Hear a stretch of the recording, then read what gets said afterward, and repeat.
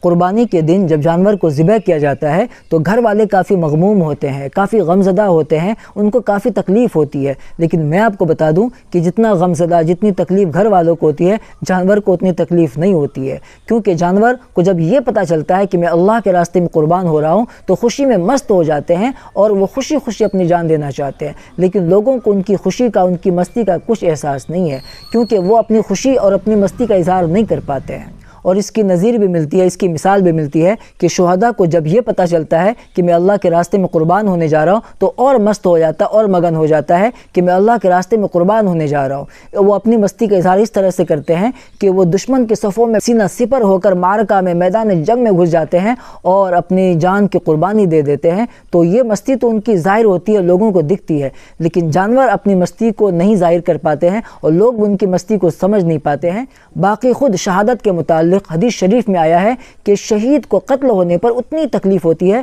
جتنی کہ چینٹی کے کاٹنے سے ہوتی ہے۔ اسی طرح سے جب جانور کو اللہ کے راستے میں قربان کیا جاتا ہے تو ان کو تکلیف نہیں ہوتی ہے، بلکہ جانور کی آرزو ہوتی ہے کہ میں بھی اللہ کے راستے میں قربان ہو جاؤں، اس لیے اسے تکلیف نہیں ہوتی ہے۔